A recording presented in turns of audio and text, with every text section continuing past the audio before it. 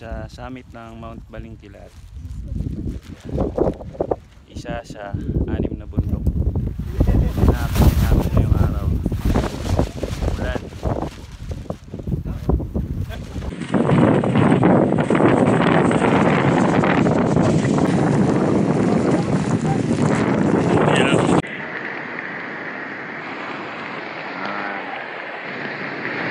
Kami kakain. Wala kaming pwesto.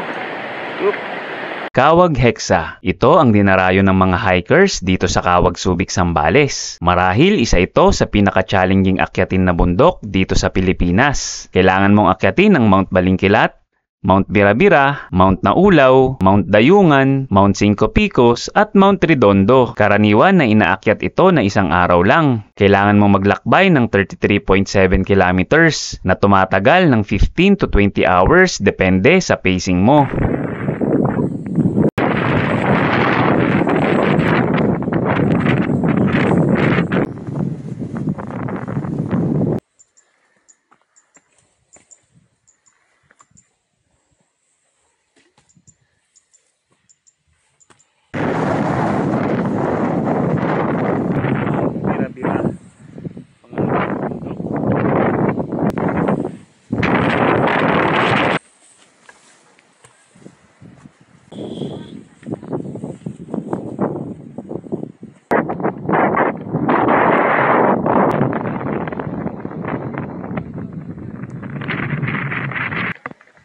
Pangatlo naman sa Mount Naulaw. So 3 pa, bali 4 pa pala.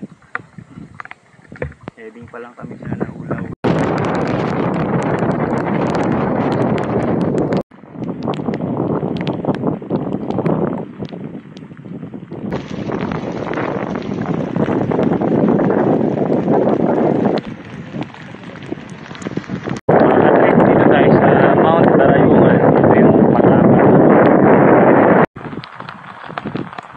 Mga trip, umuulan pa rin. So, papunta tayo sa ikalimang bundok. So mahirap kasi naulan, tapos ang daming matatarik. Dito na kami sa pinakahuling bundok. Wala na siyang paakyat, so nandito kami sa medyo baba, pero abutin daw ito ng mga 3 oras.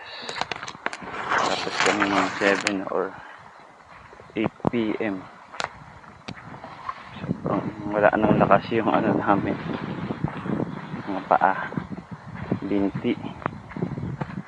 Sobrang pagod.